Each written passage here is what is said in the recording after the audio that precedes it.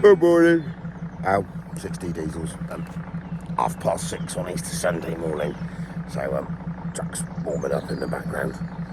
I bought something off a mate of a customer, so I've got to go and get like today.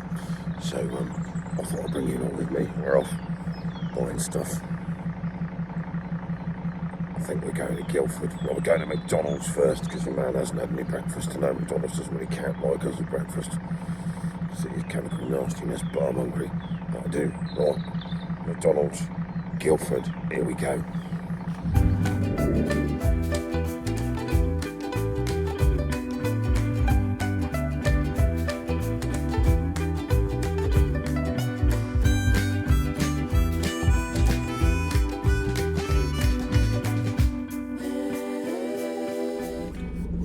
Right, well, we've sort of achieved some description of sustenance.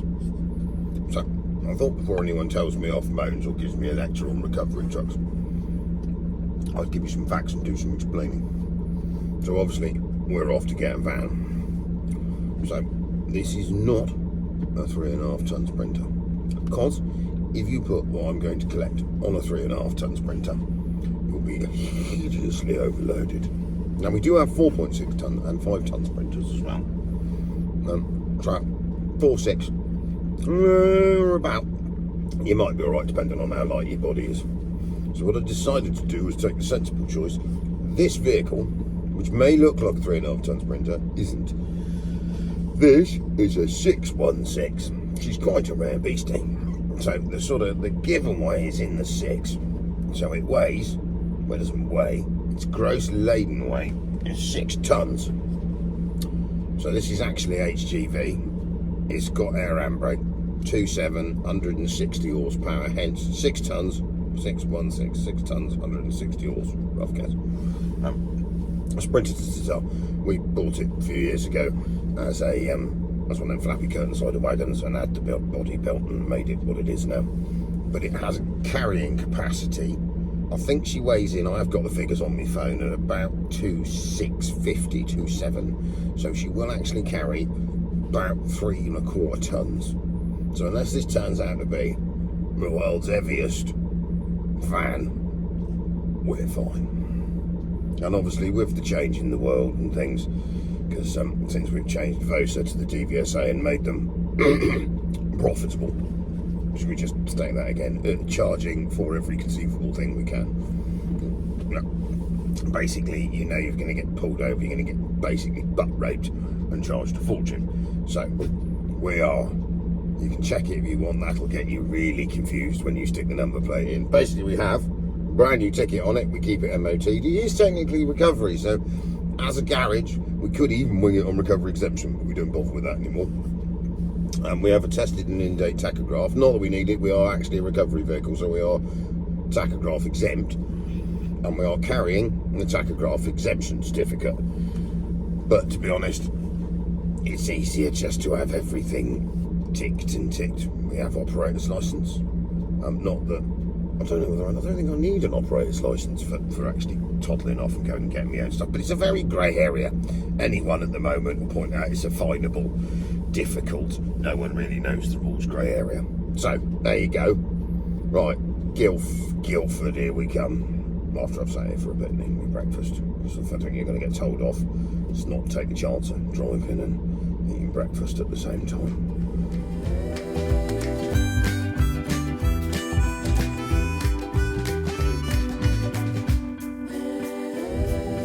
Right, so we've made Guildford. It's very posh up here, very posh. Putting this on this lorry.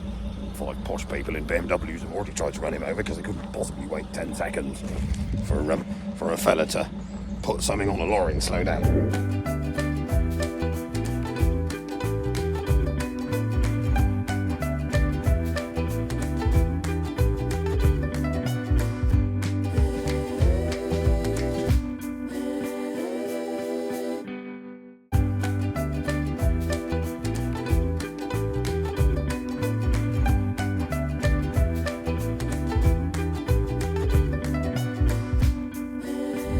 Right, it is Monday. We're at the yard, quietly. And as you'll see, we have landed. Now, I did buy this van off of one photograph from a customer. It was a friend of his who's been using it for doing antiques for years. And it looked all right in the photographs, but when you actually get up close, it's not very nice at all.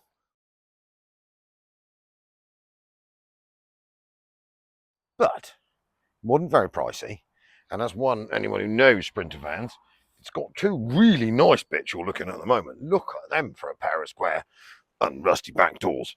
So basically, that's more than the cost of buying it and going and getting it, selling them too. It has one of these big safety tow bars in it, apart from someone has slightly gnarled it here, but I'm sure a capable man with a big gas torch and a hammer could fix that.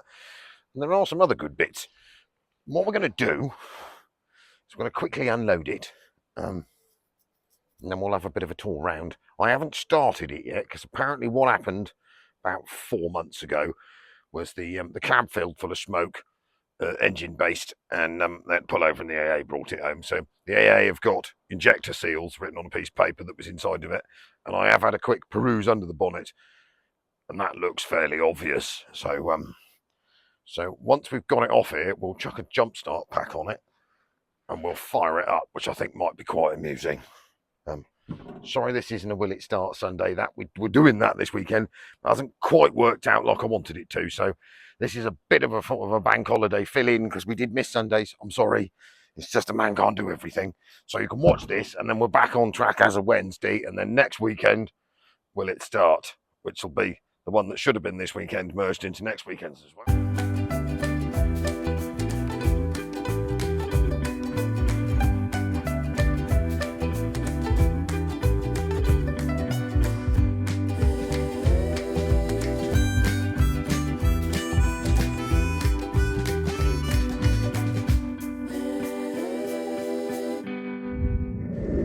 So what we've acquired is I think it's a 311, so 2001 on a Y, medium wheelbase, eye roof, done just over 200,000 miles, was white originally, has been painted grey. Now, as you'll see, it had some wheel arch spats on it, so I've just pulled those off, and as one can see, if you put them wheel arch spats on, you don't do them any favours. I've got a big dinger in the door there, that's ruined. We've got some horrible plating on the seals. As you can see, there's behind a lot of specs, but well, yeah, that's not hard. Let me get around here quickly. So, quick look at the driver's side. So, taking the wheel arch spats off, they're just chucked over there. There's nothing left of that wheel arch and that wing has evaporated. She's gone. Someone's even put some top quality silicone on to hold it together. That's crap. Now, it obviously has been plated by a tard down there, because that's horrible. The driver's door is quite obviously knackered. And then when you get back down here to the rear wheel arch, same problem again.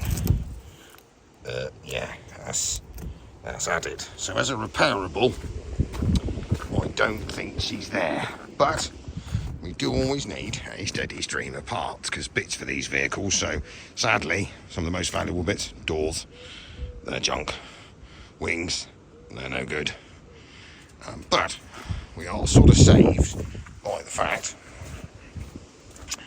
one thing you can't get for these is good back doors, especially high top ones. So the back doors, as you'll see, are absolutely spanky. I mean, to the state that I don't think they came off of this, because this van is white on the inside, and these have been, so they painted the rear doors on the inside, and they didn't bother painting any of the door shuts. So I reckon they're new to it. And then if we come this side, other valuable part, side loading doors. Side loading doors are like gold dust these days. Now we've got a little bit of pickle there, but it certainly isn't through, and that is a pretty good square. Let's get it open, check the bottom, it's not rotten. Side loading door. Excuse the lawnman, that's mine from home, I broke it. So, basic value of the van. Good side loading door, 300 or 400 quid. Good pair of high top back doors. People are charging up to £700 or £800 for them. I'm probably not that greedy. I reckon they're £500 quid's worth. They are dead square. So basically easy. And the big tow bar, back bar, whatever they're, safety bars they are. It's been hit in the middle here where someone must have backed it into something at great speed, but we can knock that out. And my friend Timothy, I've already sent him a picture of that bit of chrome trim that's got his name written all over it. So, get into the cab, let's go round here. So, things we're always looking for, obviously the doors, but they're junk. So, good driver's seat, it's not ripped, sellable, passenger seats, got hundreds of them. Amazingly, it has got its little venti flap things, they're a bit falling off, but they're there. Bits of dash plastics aren't bad. Sadly, the passenger's one has seen better days. Good cab mats are rare without footholes in them, so she's good. That'll make another useful part. Unbelievably, the steering wheel ain't even bad because they're getting pretty rare these days. And the rest of it is just top up of parts. It even comes with some top quality Pioneer speakers and a Parrot foam kit. Old one's looking a bit sick. So, AA said the injector seals have gone.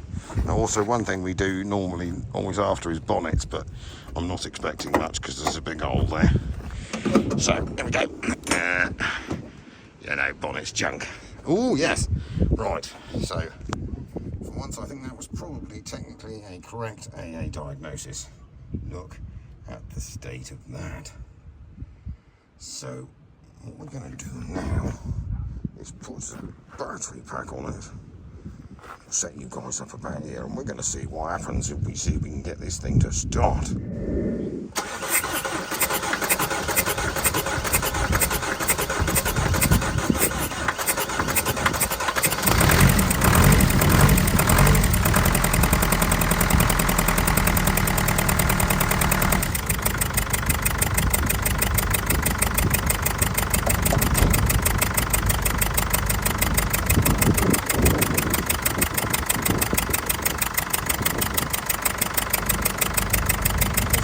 Fairly self-explanatory, wasn't it? You like the way the one at the back there must have leaked so much that it sealed itself up again. Right, well, sorry about the lack of a Sunday. I've explained Sunday isn't quite finished yet, so it's Monday today. Sunday's when it starts.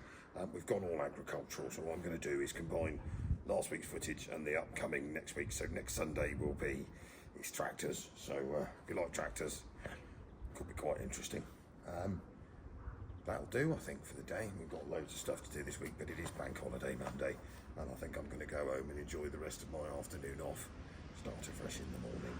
Right, guys, thank you very much. Al, 6D Diesels.